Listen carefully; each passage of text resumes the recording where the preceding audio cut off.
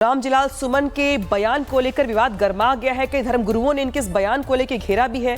विष्णु दास धर्मगुरु जो है वो क्या कुछ कह रहे हैं, यशवीर महाराज क्या कुछ कह रहे हैं, सुनवाते हैं आपको। आज वास्तविक तौर पे एक बात समझनी चाहिए, देश के कुछ पार्टी के राजनीतिक दल और कुछ नेता पूरी तरह से झांगुर जैसे लोगों के एजेंट बन गए हैं।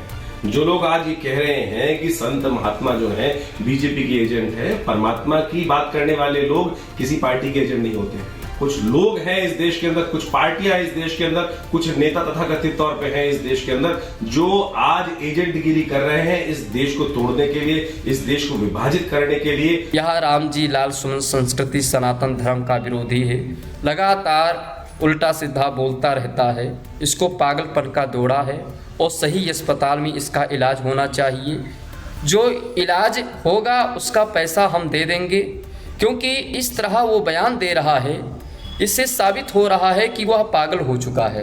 हिंदुओं में असमानता नहीं है, लेकिन इस तरह के ये शब्द कह करके वो हिंदुओं का धर्मांतरण कराने वाले छांगुर जैसे लोगों का सीधा सीधा बचाव कर रहा है। तो आपने बयान सुने जो कि रामजिलाल सुमन को लेकर गुस्से में तमाम जो धर्मगुरु हैं वो बयान दे रहे हैं, घेर भी रहा अखिलेश यादव को कि अखिलेश यादव ने ऐसे लोगों को काम पे लगा रखा है। लेकिन यूपी में जातियों पर राजनीति कोई नई बात नहीं है।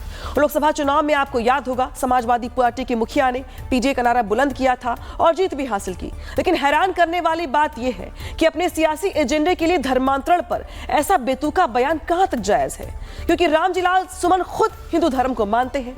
ऐसे में उनके बयान पर सियासी घमासान छिड़ना भी लगभग तय माना जा रहा है। बीजेपी सवाल पूछ रही है कि क्या सपा सांसद ऐसे बयानों के जरिए यूपी में जातीय हिंसा करवाना चाहते हैं। आखिर क्या है रामजिलाल सुमन का पूरा बयान, आपको बताते हैं। देखिए, रामजिलाल सुमन का बड़ा भड़काऊ बयान सामने आया। उनकी ओर से कहा गया कि कलश यात्रा को रोकने की बात भी उनकी ओर से कही गई। सुमन ने यह कहा कि कोई बाबा साहब की यात्रा को रोक के दिखाए तो आप लोग उनकी कलश यात्रा को रोक दें। सपा सांसद ने कथावाचकों पर भी अटैक कर दिया। सुमन ने यह कहा कि कथावाचकों को बीजेपी का एजेंट उनकी ओर से बना दिया गया और यह कहा गया कि जिस तरीके से उनका बयान सामने आया बीजेपी ने काउंटर किया और बीजेपी ने कहा कि उनके ऐसे बयानों से जातीय हिंसा भड़क सकती है। हिंदू समाज के लोग आपस में ही लड़ सकते हैं। क्या सवर्ण और दलितों को लड़ाना चाहते हैं सुमन? ये सवाल खड़े हो रहे हैं। क्या यूपी में जातीय हिंसा करवाना चाहते हैं सुमन? क्या उनके बयानों का मकसद यही है? और इसी को लेकर के बीजेपी लगातार हमलावर है समाजवादी पार्टी के मुखिया के ऊपर और पूछा जा रहा है सवाल कि भाई ऐसे बयानों पर रोक क्यों नहीं लगती है। अब हम आपको सपा सांसद के बयान के बारे में हमने बता दिया आपको, लेकिन सुनवाते भी हैं कि आखिर वो कहना क्या चाहते हैं और कैसे उनकी टिप्पणी यूपी में सियासी घमासान मचा रही है। जब ये कलिश यात्रा निकाले जरूर चले जाना,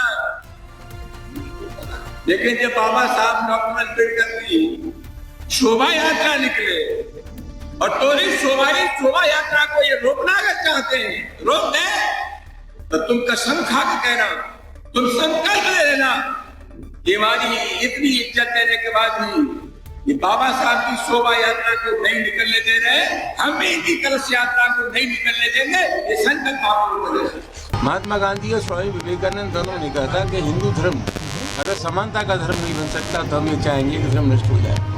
जब आप लोगों को मंदिर में जाने से रोक रहे हैं, अखिलेश यादव जी के मकान छोड़ने के बाद आप गंगा जल से धो रहे हैं, तो ये पिछड़े दल क्या सोचेंगे? धर्म परिवर्तन की पूरी जिम्मेदारी हिंदू धर्म के ठेकेदारों की है। जब तक हिंदू धर्म में विषमता रहेगी, समता का भाव नहीं होगा, तो इस देश में धर्म परिवर्तन होगा, कोई रोक नहीं सकता। रामजिलाल सुमन को सुना आपने कि किस तरीके से वो अलग अलग मुद्दों को लेकर के ऐसी बातें रख रहे हैं जो सवालों के घेरे में है।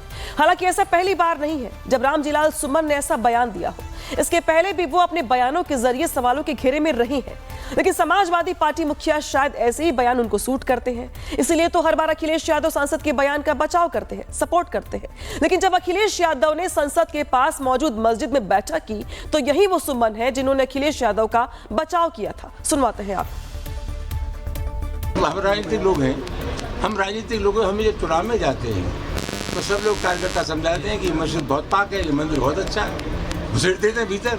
तो कुल मिला करके हम राजनीति में तो मंदिर में भी जाना पड़ेगा, मस्जिद में भी जाना पड़ेगा, गुरुद्वारे में भी जाना पड़ेगा। ये कौन सा ऐसा सवाल था? और इसी से जोड़ती हुई अगली खबर भी है जहां पे अब बात करेंगे मौलाना के बेशर्म बोल की। आपको याद होगा कि बीते दिनों संसद सत्र के दौरान समाजवादी पार्टी मुखिया अखिलेश यादव ने संसद भवन के पास मौजूद मस्जिद में मीटिंग की थी नेताओं के साथ, जिस पर जमकर सियासत भी हुई थी और इसी बैठक में उनकी पत्नी और सांसद डिंपल यादव भी मौजूद थी। वैसे तो तमाम मौलानाओं को अखिलेश यादव की ये मीटिंग नागवार गुजरी, लेकिन मौलाना साजिद रशीदी ने जिस तरीके से डिंपल यादव को बयान दिया है लेकर उसे हंगामा हो गया है। तो वही अब उनके बयान को लेकर समाजवादी पार्टी के विधायक भी माफी की मांग पर अड़ गए। सुनवाते हैं।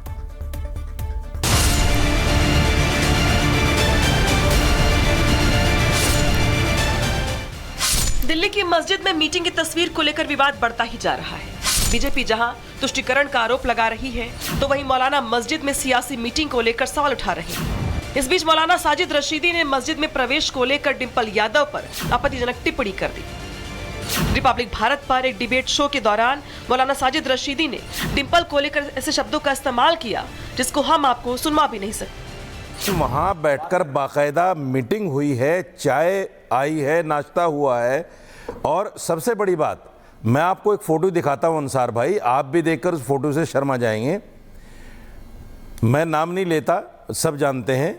जो मोहतरमा उनके साथ थी, दो औरतें थी, एक तो बिल्कुल अपने मुस्लिम उसमें थी, सर पे दुपट्टा था उनका, सब कुछ था, इकरा हसन जी। जो मोहतरमा थी डिंपल यादव जी, आप उनकी पीठ का फोटो देख लीजिए, बैठी हैं।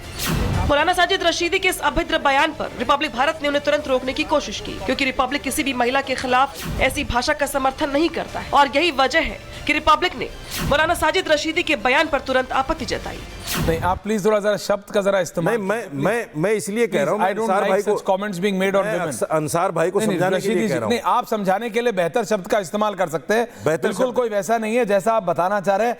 ठीक है, आप वो कह रहे हैं कि वहां पे सर पे कुछ होना चाहिए, आप लोग इससे आगे नहीं, आप मैं फोटो दिखाऊं आपको? आप प्लीज नहीं, ये जो शब्द आप इस्तेमाल कर रहे हैं, I have personal objection to it. नहीं, I have personal objection to it and I will express. देखिए, आप पॉलिटिकली किसी के साथ हो, मैं चाहे समाजवादी पार्टी के प्रवक्ता से रोज बहस करता हूं कि क्यों आप हिंदू मुसलमान करते हैं, that's okay, but I object to such words. मस्जिद में मीटिंग पर डिंपल यादव पर अभद्र टिप्पणी की हर ओर आलोचना हो रही है, लेकिन तुष्टीकरण के चक्कर में अभी तक अखिलेश यादव ने कुछ भी खुलकर नहीं बोला है। हालांकि सपा विधायक रविदास मेहरोत्रा ने इस बयान का खंडन करते हुए जो शब्द इस्तेमाल किए गए हैं वो बहुत निंदनीय है। इस तरह के लिए किसी सांसद का, जो समाजवादी पार्टी की सांसद हैं, कई बार की सांसद हैं, उनके बारे में इस तरह की टिप्पणी करना और कहना बहुत शर्मनाक बात है। उनको इसके लिए उनसे माफ़ी मांगनी चाहिए। डिंपल यादव पर टिप्पणी को लेकर हर कोई मौलाना साजिद के खिलाफ खड़ा हो गया है, लेकिन अब देखना यह है कि समाजवादी पार्टी तुष्टीकरण का रास्ता छोड़कर कब तक रशीदी जैसे मौलानाओं की खिलाफत करती है। Bureau report, Republic Bharat. तो रशीदी का ये बयान सवालों के घेरे में, जहां पे उनकी ओर से महिला पर टिप्पणी की गई। रिपब्लिक भारत भी ऐसे बयान बर्दाश्त नहीं करता।